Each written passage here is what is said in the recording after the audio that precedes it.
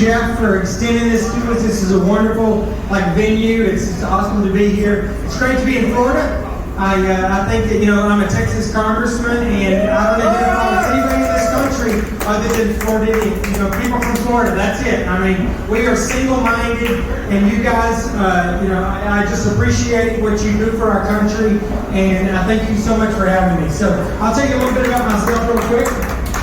I was born and raised in the Panhandle of Texas. I'm the congressman from the 13th Congressional District, which is up in the Texas Panhandle. It's all entire Texas Panhandle and a lot of North Texas. It's 41 counties, 42,000 square miles.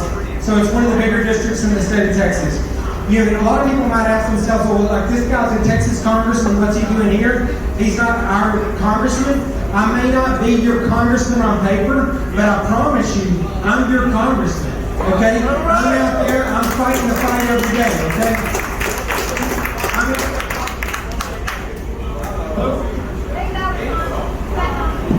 I'm out there fighting every day for our Christian conservative values, for our Texas values, which I know are the same as your values here in Florida.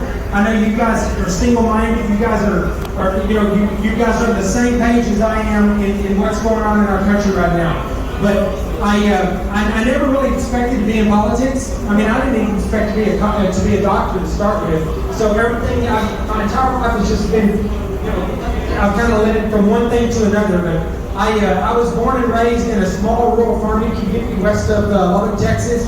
My dad was an electrician. My mom was a homemaker. I didn't have a lot of money. I didn't know exactly what I was going to do when I was growing up. There wasn't a lot of emphasis placed on higher education when I was growing up. My dad kind of thought it was a waste of time. But I ended up going to junior college, and then I ended up going to Texas A&M. I paid for every penny of my education myself, working as a roustabout in the oil field. When I got to the point where I decided I was going to go to medical school, didn't have quite enough money to swing that, so I reached out. I was at Texas A&M. I was in the Corps my first year there.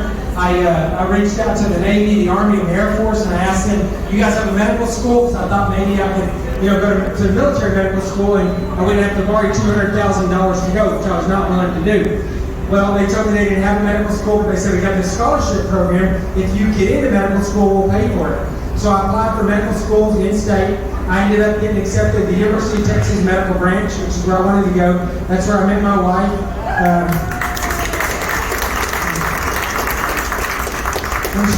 She came to Texas A&M, and I was an RA. I checked her into her room, so that's how we met.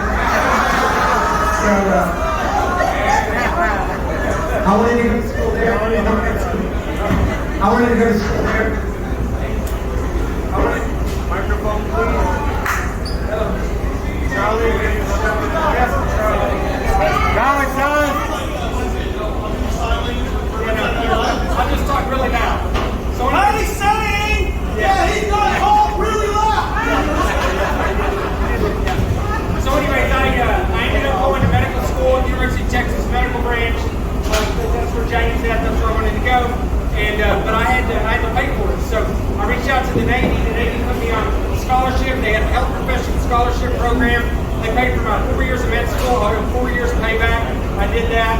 I figured I'd do my 4 years and I'd get out. I'd just go practice as a doctor, make a lot of money. That's not exactly kind of how it all played out. It turns out, I love the service to my country, but I love my job.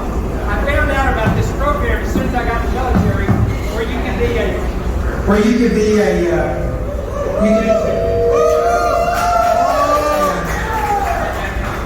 So I found out about this program when I got in the military where you could be a diving medical officer, right? Where you could be a diver and a doctor. And I kind of got into diving when I was younger. I took a scuba class when I was like 15 at the junior college, even though we had no water where I grew up at all. But we dove some spring-fed lakes and some quarries. But when I got in, I thought this is perfect for me. So I got into this program, and as soon as I got into the military, they sent me to Panama City, Florida, and I went through the deep sea diving program, and I became a fully qualified Navy deep sea diver. Like walking around on the bottom with the helmet on and the boots and everything. And I was also a physician. So for the next 5 years, I got assigned to diving units, preferentially assigned to diving units. So I traveled all over the world with explosive ordnance disposal teams, Navy salvage divers, the Navy SEALs, and that's all I did for like 5 years. I travel around with these small groups. I spend all my time jumping out of airplanes, fast roping out of helicopters, locking out of the submarines with SEALs, like blowing stuff up, shooting weapons. It was literally like being 12 years old with a paycheck, so it was awesome. So that kind of hooked me. Like I said, I love the service to my country, but I really got hooked. So, needless to say, I was going to get out in 4 years, but I stayed 25 years. So I ended up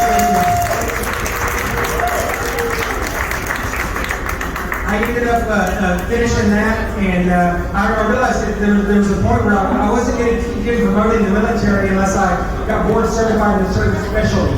So I went back and I did an emergency medicine residency at the Naval Hospital in Portsmouth, Virginia. That was back in 2004, 2005. And back then, the war in Iraq and Afghanistan were pretty hot and heavy. So if you were a Navy board certified emergency medicine physician, you by default, you belong to the United States Marine Corps. That's what they needed. Right? So that's what I did for the next year. I was the officer in charge of the surgical shock trauma platoon with the United States Marine Corps right out between Fallujah and Ronny for the next year. And so I did that. You know, it was a great experience, and from a professional standpoint, it was a tragedy from other standpoints. I had young men and women that came in every day. They were rolling into my shock trauma platoon that had, you know, their arms and legs missing, that had their belts being out. I mean, you know, just horrible, horrible injuries. But I did that for a year. While I was there, I got offered a job as the White House physician, which honestly, I didn't even know that job existed. I never even heard of it, never stopped to think about. There's a doctor at the White House. Turns out there's 6 doctors at the White House, 2 Army, 2 Navy, 2 Army, 2 Navy, and 2 Air Force. And so they decided, they were family practicing internal medicine docs, they decided they wanted an emergency medicine doc at the White House. So the Navy guy was rolling out. So my specialty leader, who's in charge of all of the emergency medicine in the military, he threw my name in the hat. And so one day I'm checking an email that I wasn't checking anymore because it was my old email at the hospital. I only checked it like once every 1 or 2 weeks. And I got on there, and there was an email in there from my detailer saying that I had been selected to apply for a job at the White House. So I looked at it, and they wanted my CV, my personal statement, my last performance reports, my security information, like a whole bunch of stuff that they wanted. I was like, there's no way I'm going to get this done. So I wasn't even going to do it. I figured I didn't have a snowball's chance in hell, right? So I talked to Jane that night, and I told her about it, and she's like, well, what are you going to do? And I said, what am I going to do? There's no chance I'm getting picked up. I can't do this because I'm in the middle of the desert. And she's like, well, you should go ahead and do it, Ronny, because maybe it might be important someday down the road that you were at least considered for the job, right? So I thought, well, that makes some sense. So we scrambled to get it in. She was sending stuff, you know, digging stuff out of the filing cabinet at home. They were faxing stuff from the hospital I used to work at. I was getting stuff up electronically. I got it all in by the deadline, because when I first saw the email, I had 5 days to get it in. So I thought there's no way, because it had been sitting in my inbox for a couple weeks. So anyways, I got it all in by the deadline, and then I didn't hear anything for about 2.5 months, not a word. And I called to check on it a few times. Nobody knew what was going on. And I thought, well, somebody else already got the job. I just hadn't heard about it because I'm out here in the middle of nowhere. Well, 2.5 months later, I kind of stopped checking that email again. I logged on one day, and I saw an email in there saying, hey, you've been selected as 1 of 3 people to interview for a job at the White House. Please be at the White House in Washington, D.C. in 5 days. I was like, oh man, I was excited that I made it to that point in the process, and I thought, this is where the road ends. There ain't no way I'm going to be in D.C. in 5 days, right? Well, I tell people all the time that a lot of what happens to you in life is about being in the right place at the right time, right? And it's about having a few people in your corner that want to see you succeed, that have nothing to gain from your success, right? And it turns out I had a guy like that. The commanding general for all of the Marines in the Al-Anbar province and all of the Marines in Iraq at the time was a guy named General Whistler. General Whistler used to be the military aide for Bush 41. You know, the guy that plays nuclear football, right? So he had worked side by side with the White House doctor for years. He knew exactly what I was being asked to do, even though I didn't really even know what the job entailed. So he knew it was a unique opportunity that I'd never get again. So he called me to his office, and I didn't really know him. He'd come through our trauma tent a few times. We were getting casualties, but I really didn't know him. But he came in, and he said, tell me what's going on. So I told him the story. He goes, what are you going to do? And I said, well, sir, there's no way I'm going to end up being in D.C. in 5 days, right? I mean, I'm here. I said, I'm going to try to do a VTC, video teleconference, or maybe a telephone interview. I don't know how competitive I'm going to be, but I'm going to give it my best shot. And he said, stand by. So he picks the phone up, and he calls the air boss, the guy that's in control of all the air assets in Iraq, the planes, the helicopters, everything. He's talking to him. Last thing he says is, I want to fly out of here by sunset. He hangs up their landing. I said, yes, sir.